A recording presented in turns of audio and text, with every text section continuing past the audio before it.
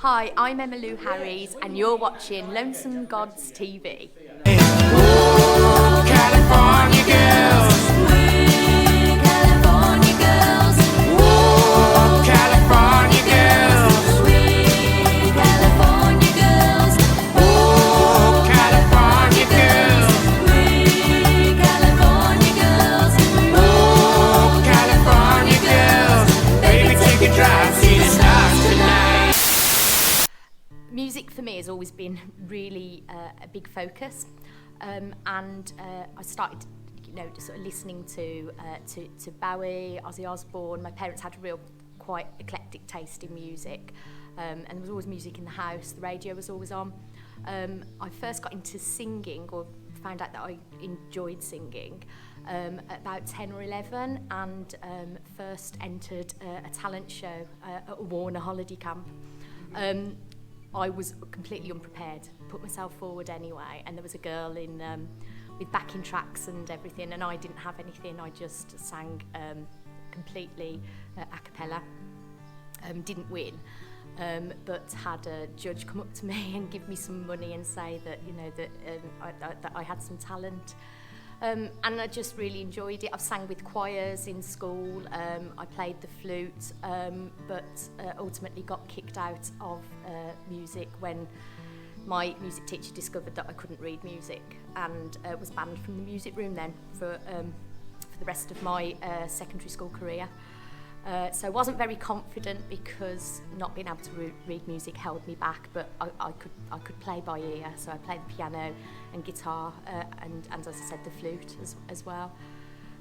So that's where it comes from. And since then I've been in choirs, and sung in band Milestone Express. I was in a band called Bandersnatch, the Queen Has Two Heads, and now the Lonesome Gods. And so I'm in the Queen Has Two Heads, which Mike Seal is also in, and Mike asked me if I'd be interested in some collaboration in a country project, and so I just turned up at Mike's house and really enjoyed it, really liked the feel and the vibe of the music, so started singing harmonies, and that's how we've come to be. That's where we are now.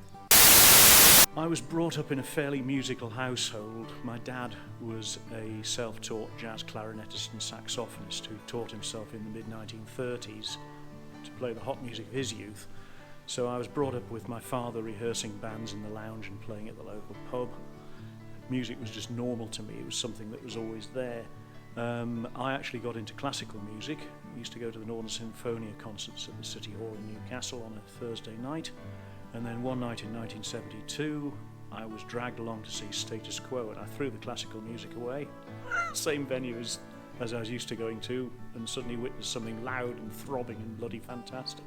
So after that, I got into Creedence Clearwater Revival and started trying to adapt the viola, which I was playing as a schoolboy, to do something a bit more rocky and weird.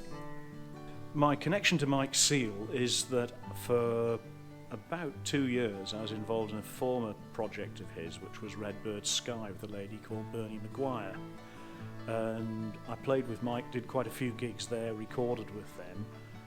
Then of course that broke up and I hadn't spoken to Mike probably for 2 or 3 years, and the next thing I got a phone call from him. "Hello Paul, do you fancy playing viola in a sort of country project?"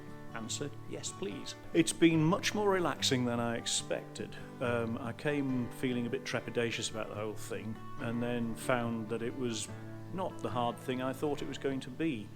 I find it very difficult to sort of almost mime when playing, so I was relieved to find we were playing in a sort of roundabout way, albeit along with the original recording. So yes, very relaxing, a lot of fun, and it's lovely to be surrounded by fellow musicians again after having such a long time away.